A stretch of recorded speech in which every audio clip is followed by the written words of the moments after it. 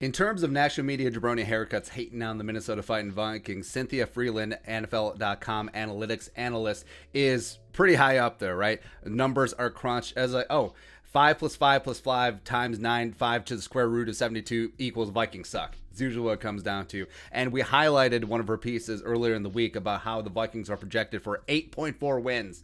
8.4. Okay, so when she did her NFL's top 10 offenses in 2021, I assumed the Vikings wouldn't even be close. And I almost didn't click on it because it's like, all right, so what? The Vikings will be outside the top 10, where they're actually going to be, even though they have Justin friggin' Jefferson and a revamped offensive line and Dalvin Cook and Kirk Cousins if he's protected, blah, blah, blah, blah, blah, blah. What? Where are they going to be? 27? Probably 27. All right, but I clicked anyway because curiosity got the best of me, and it's like, oh, what have we here? Looky.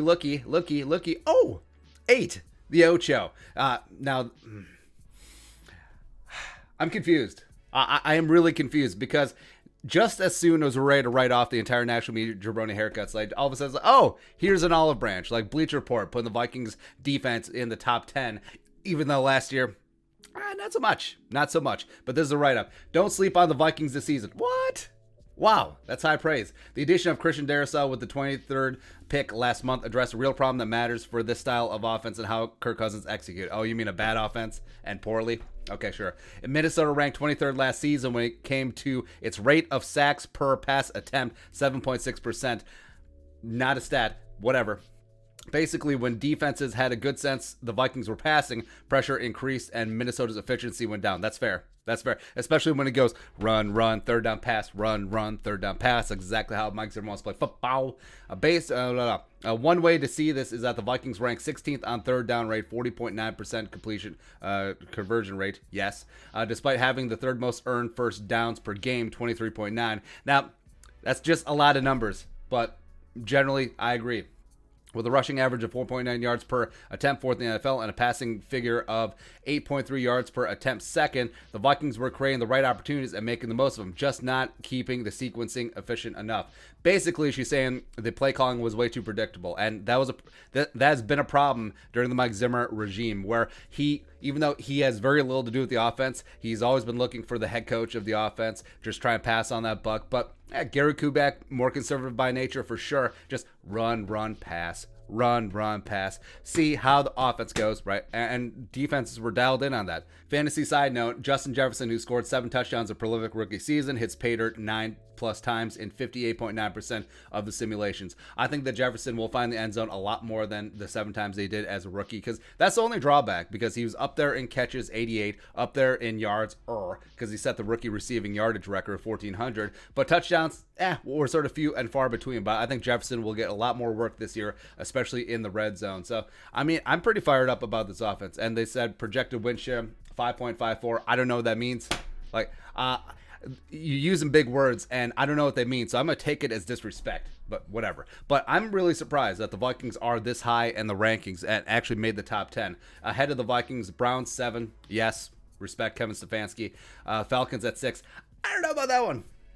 I don't know, man, because Arthur Smith, yes, respect, but you got old-ass Matt Ryan. The offensive line is decent. Julio's whatever. You do have Ridley, and you do have Kyle Pitts now, but I don't know. Your opening day running back might be Cordero. So, whatever. 5, Buffalo Bills. Yes, Brian Daboll, Stephon Diggs, and Josh Allen. Respect there. 4, Cowboys. I mean, sure. Packers. Greasy, grimy, whatever. 2, Chiefs, and then 1, the Bucks, which I mean, sure.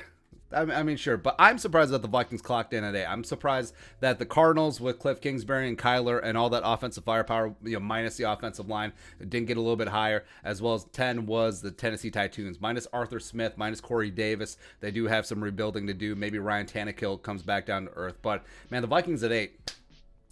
In fact, I think that might be even a little bit low because, yes, maybe it's a purple Kool-Aid. We got the purple colored glasses on, but with the fixed offensive line, Clint Kubiak incorporating the best parts of Gary Kubiak in his twilight years calling plays, and then some modern innovation, especially since he's been a quarterbacks coach and wide receiver coach before. Hopefully that passing game gets opened up just a little bit, and just sort of mixing things up as opposed to run, pass. And that's going to help things out, where if the passing game gets going, guess what? Dalvin's not going to be facing 8-9 men in the box and having being contacted at or behind the line of scrimmage on the majority of his carries. So one hand washes the other. The entire offense is going to benefit from, the tide raises all boats. So I'm pretty excited. Can we get the season? And actually, no.